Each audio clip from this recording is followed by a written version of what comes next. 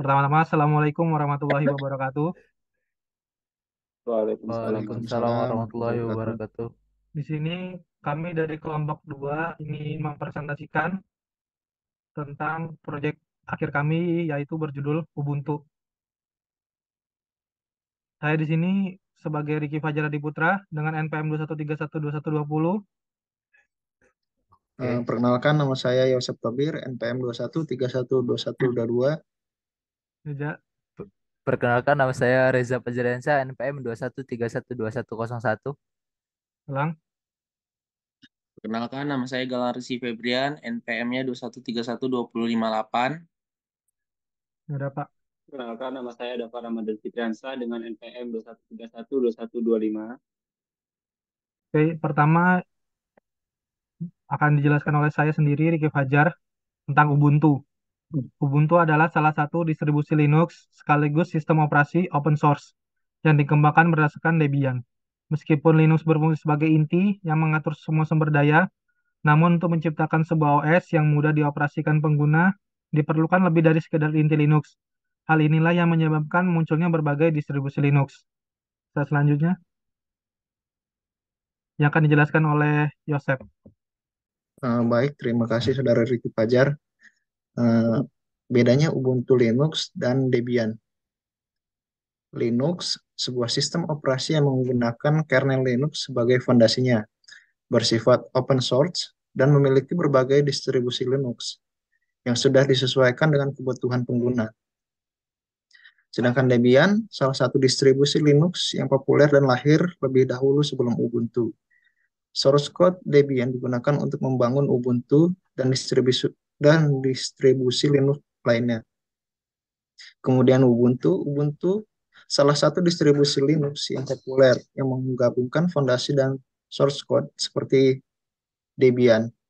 Namun Ubuntu lebih berfokus pada peningkatan kemudahan penggunanya serta antarmuka pengguna yang intuitif dan proses instalasi yang sederhana, sehingga lebih mudah diakses oleh pengguna awam. Saya kembalikan ke Saudara Riki Fajar.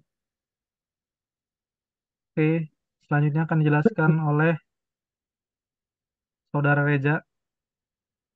Baik, terima kasih. Kelebihan pada Ubuntu. Yang pertama ialah open source. Yang kedua ialah bebas biaya dan tidak ada harga tambahan. Yang ketiga ialah tingkat keamanan yang tinggi. Yang keempat adalah fleksibilitas tinggi karena bisa digunakan oleh pribadi, software developer, hingga web server. Selanjutnya saya lempar ke saudara Riki Fajar. Ayo, Saudara Galang.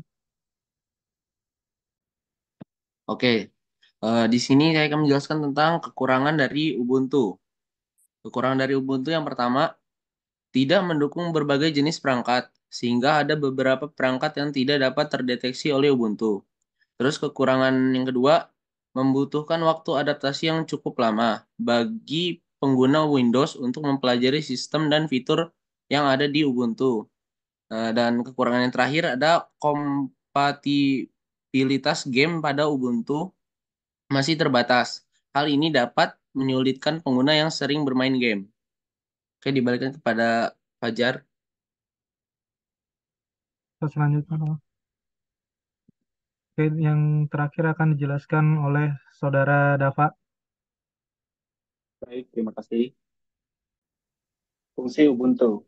Sebagai sistem operasi perangkat desktop seperti Windows maupun macOS, Ubuntu diciptakan sebagai sistem operasi yang dapat digunakan dan diunduh secara gratis. Sistem operasi ini bahkan berpegang teguh dengan prinsip kode bersama, upaya bersama, prinsip bersama, dan tanpa biaya. Sebagai media tempat di mana aplikasi berjalan, dengan beroperasinya sistem ini, perangkat dapat tetap berjalan dengan stabil dan cepat, bahkan dengan beberapa aplikasi yang terinstall di dalamnya. Ubuntu dapat mendukung seluruh aktivitas pengguna melalui aplikasi-aplikasi yang berjalan dengan cepat dan lancar. Sekian dari saya, terima kasih. Oke, mungkin itu saja presentasi dari kelompok kami. Kami ucapkan terima kasih dan maaf bila banyak kekurangannya. Kami akhiri. Wassalamualaikum warahmatullahi wabarakatuh. Waalaikumsalam warahmatullahi Assalamualaikum wabarakatuh. warahmatullahi wabarakatuh.